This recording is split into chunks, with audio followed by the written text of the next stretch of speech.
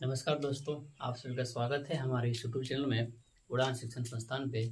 दोस्तों, पिछले लेक्चर में हम लोग पढ़े थे बहुपद के बारे में और आज हम लोग आगे उसका टॉपिक के बारे में पढ़ेंगे कि अब क्या करेगा एग्जामिनर जो है शून्य दे दिया जाएगा, उसमें बोलेगा कि इसका शून्यकों का गुणनफल और योगफल दिया गया है, तो आप इसका क्या करिए समीकरण को लिख दीजिए। ठीक है, तो समीकरण को लिखने अगर आपको नहीं आता हो तो आप देखिए कि इस तरह समीकरण हम लोग तुरंत लिखने का प्रयास करते हैं। ठीक है दोस्तों, चलिए स्टार्ट करते हैं।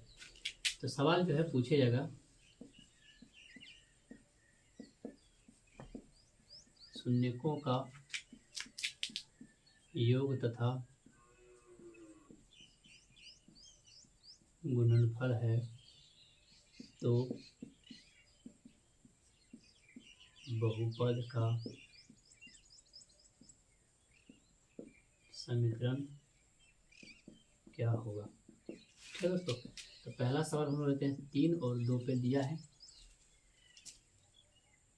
ठीक है, चलिए तो पहला जो सवाल है वो -3 और 2 दिया हुआ है। ठीक है, तो अब आप क्या करो कि जो चीज़ दिया है उसको लिखेंगे और पता चलेगा कि ये जो समीकरण यानी ये जो मूल्य दिया हुआ है ये किस बहुपद का मूल निकल के आएगा। ठीक है, किस समीकरण को हम लोग सॉल्व करेंगे तो ये दोनों मूल निकल के आएगा, इसके बारे में हम लोग पढ़ेंगे। ठीक है, चलिए देखते हैं।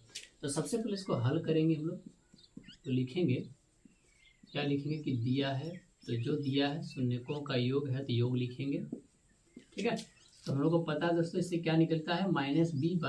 ठीक है, -b और b और a का मान इससे निकलता है, तो इसका योगफल कितना दिया -3 दिया है। जो पहला रहेगा उसका योग है, इसको लिख दीजिए। ठीक है, तो यहाँ देखिए माइनस माइनस कट जाएगा तो यहाँ पे b का मान 3 आ जाएगा और a का मान आपका 1 आ जाएगा। ठीक है, तो इसी प्रकार से हम लोग लिखेंगे, इसी प्रकार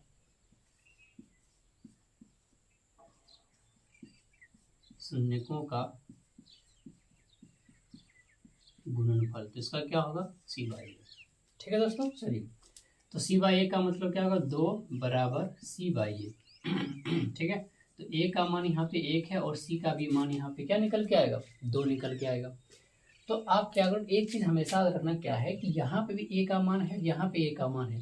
इसका मतलब दोनों के पास अगर a का मान सही अगर है तो इसका मतलब आप जो निकाले वो सही है। अगर ऐसा नहीं होता है तो आपको बराबर करना पड़ेगा। ठीक है, आगे एग्जाम्पल पे देखेंगे हम लोग कैसे बराबर करेंगे। तो अगर यदि हम लोग के पास ये निकल गया तो यहाँ लिखेंगे, यहाँ a बराबर 1, b बराबर 3 एंड c बराबर 1 है, तो समीकरण क्या होगा बहुपद का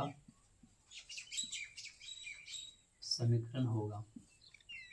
तो क्या होगा इसका लिखेंगे ax² bx + c = 0 होगा। ठीक है, अब आप क्या करो खाली a का मान है कितना, a का मान आपके पास 1 है तो 1x², b का मान 3 है 3x² और c का भी मान आपका प्यारा सा 1 है, तो ये आपका उत्तर निकल जाएगा। ठीक है, तो इस तरह से चीज़ों को हम लोग करना सीखेंगे कि कैसे हम शून्यकों का योग निकालते हैं और किस प्रकार समीकरणों को हल करते हैं। ठीक है दोस्तों, तो ये आपका आसान सा टॉपिक था और इसमें कुछ ज़्यादा है नहीं। एक सवाल और लेते हैं, उसके बाकी सवाल आप सारा बना लीजिएगा। ठीक है, चलिए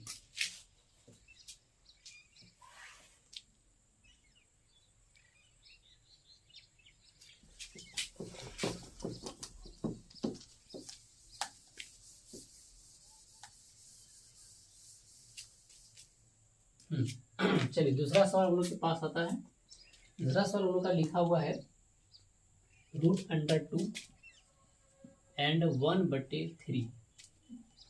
ठीक है, ये लिखा हुआ है। ठीक है, अब आप इसको उसी तरह से स्टेप बाय स्टेप हम इसको सॉल्व करेंगे। तो देखते हैं, पहले लिखेंगे हल में